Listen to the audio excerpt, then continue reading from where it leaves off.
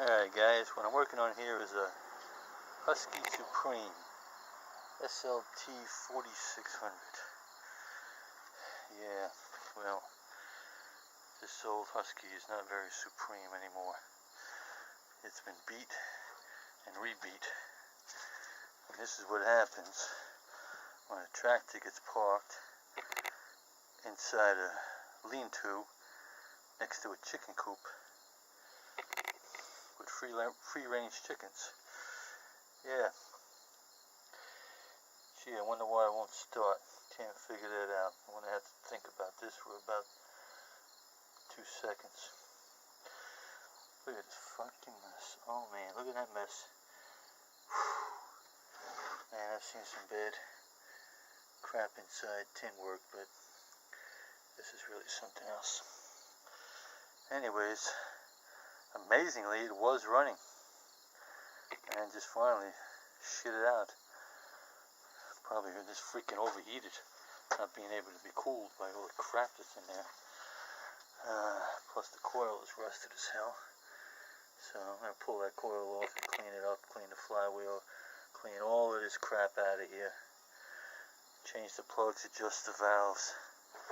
And it was running, that I know for a fact. I don't know how, but it was. So I know the engine is good, but it just met its match here. Yep. This is a lot of chicken shit. So we'll be back with a follow-up on this, let you know what happens. But the 22 horsepower Briggs, 2-cylinder, and 46-inch deck. In its day, it was a nice tractor. In its day. Its day is long gone. But we're going to try to bring it back to life and put it back into service. We'll see what happens. Alright guys, we'll be back with an update. Welcome, Dano. Alright guys, we got it all cleaned out. We had 2 wires in there. The ground wire from this side coil, and one of the wires going to the carburetor shut-off were both very badly chewed up. So we replaced those 2 wires, but we still got problems, as you will hear right now.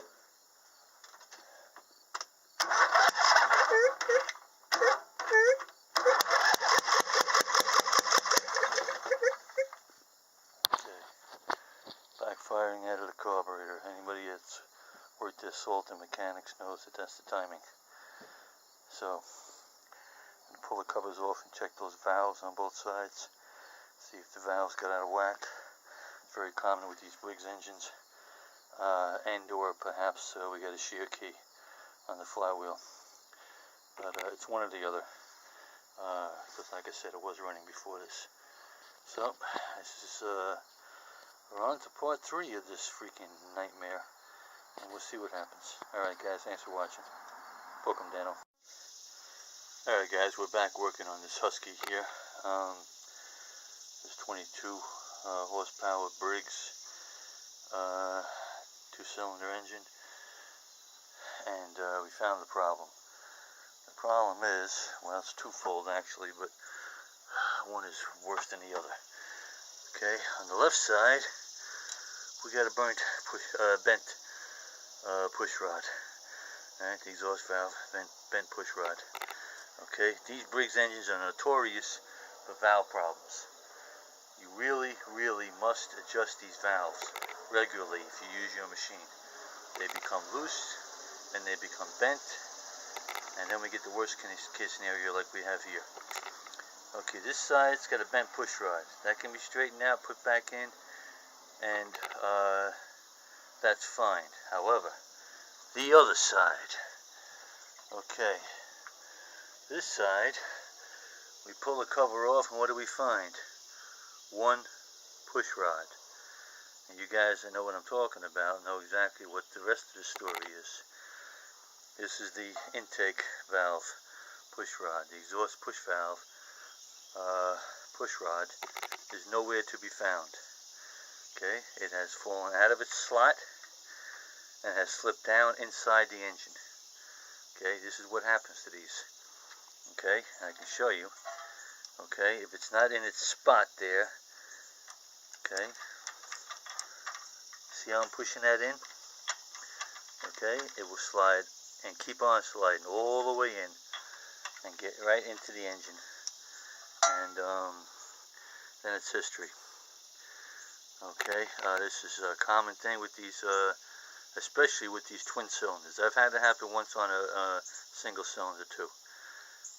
Again, these overhead valve Briggs engines must be adjusted every, I like to do it once a year before I start the season. It takes freaking, less than a half hour to adjust the valves properly, and simple procedure. So now, the only possible scenario of salvaging this engine is to split it and get that push rod out of there. Now, I'm going to first pull the head off and see if I might get possibly lucky and be able to spot that push rod in there and pull it out with a magnet or whatever. I highly doubt it, but for the time it takes to pull that head off, it's worth a try. But I'm looking at this thing as toast, and it's a shame. This tractor really was a good tractor, but it was terribly neglected, terribly abused, and this is a result.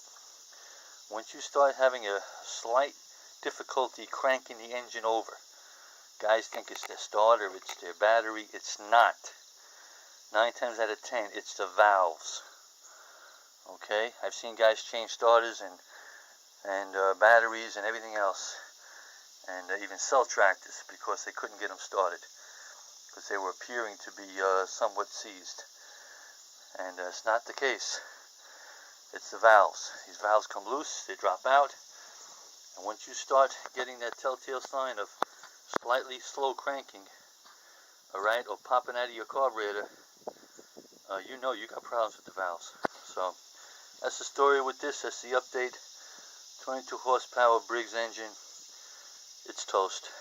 It's really just more than likely not going to be worth salvaging, but I'm going to take the time, pull that head off, and take a peek in there. I'm curious.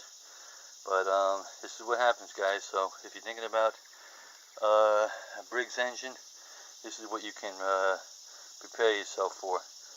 Alright, especially if you buy one that has a lot of hours on it and was not properly maintained, you better check the valves before you start even using it, or you're going to be looking at this in the future. Alright guys, thanks for watching. Unfortunately, this one is headed to the parts department. Thanks for watching. Book 'em, Daniel.